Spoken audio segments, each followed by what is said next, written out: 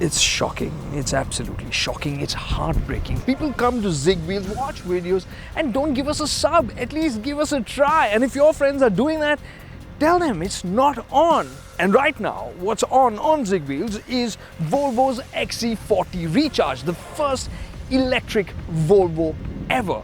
And in the next 4 to 6 minutes, we're going to tell you everything we found out about it in the 200 kilometers and the 6 hours that we spent with this Volvo.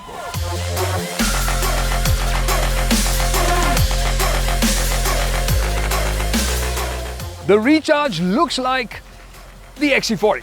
No surprises there, well, except for the grille, which is the closed-off EV-style grille. And keep in mind that the Indian customers will get the latest iteration of the XC40, which gets this frameless grille, gets pixel LED headlamps, a new design for the bumpers, and fog lamps. And when you compare the Recharge to the XC40, the dimensions are a bit different. Most critically, the ground clearance, which has dropped from 211 to 175 mm.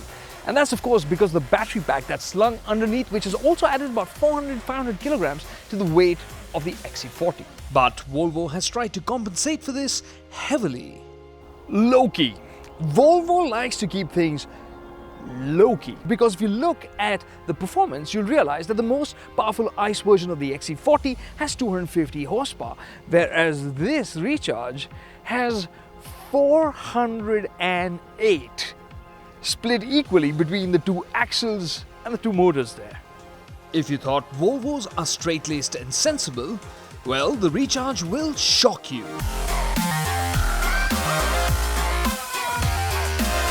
And the way it puts down the bar is not sensible. It's ridiculous. It's ludicrous. And Volvo insensible when you drive this, the Recharge? Volvo, I know you're trying to keep this on the down low, but anybody who drives the XC40 and gets to mash that throttle pedal, it's gonna feel some sparks here. For the record, 0 to 100 is done in 4.9 seconds. The willingness of the torque is incredible. Making overtakes effortless and outgunning traffic is a piece of cake. The 180 km/h top speed feels all too achievable. It makes the performance feel simple.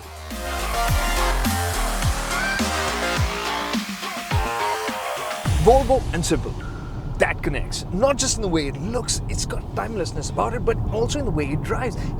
Everything just kind of works. And that's the case even here on the Recharge, which doesn't have any drive modes, none of those gimmicks. But even in that one drive mode, you can drive it calmly or make a mad dash when you feel the need for it. The only driver setting that you'll be fiddling around with is the single pedal drive mode, and that is really interesting because this lets you brake by just lifting off the accelerator, and it does it quite well. It takes some time to get used to it because if you just go off the gas, it brakes hard, like emergency braking hard.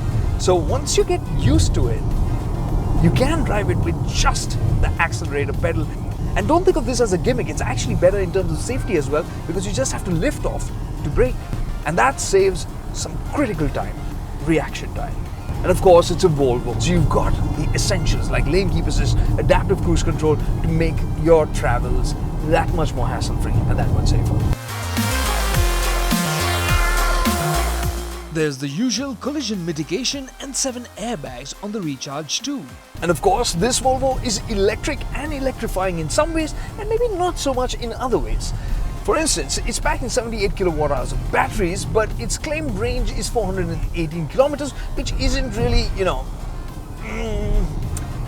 mind-bending or paradigm-shifting. But it's a healthy amount. And this morning, when we drove it, it covered 100 kilometers in about 32% of charge, which means getting 300 kilometers in the real world is pretty easy, considering you spend a lot of time at triple-digit speeds on the highway today. 350 kilometers in city conditions would be very doable, especially with the regen topping off the batteries.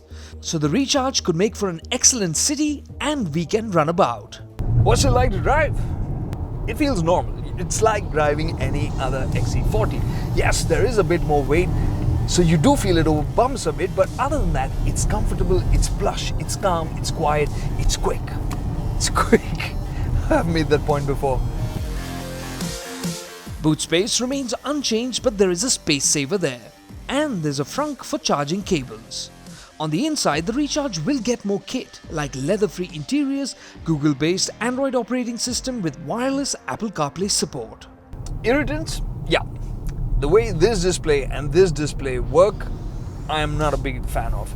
This feels quite fiddly, you have to roll through a lot of menus, and here you really get very little information for you to tap into when you're just looking at the two layouts that the system offers. Yes, the user interface needs work, but make no mistake, the screens are crisp and responsive, and the quality of materials inside the cabin is top-notch.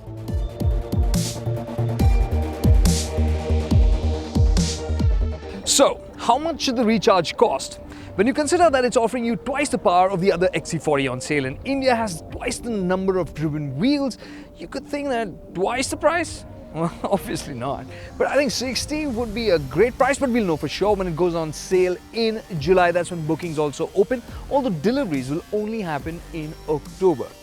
But nonetheless, if you were looking for a city practical runabout Volvo, this XC40 should definitely take the bill. But on the other hand, if you were just looking for something excitingly fast and don't mind a bit of practicality thrown in, under ₹1 crore at that, and this is one time we're going to have to say, think Volvo.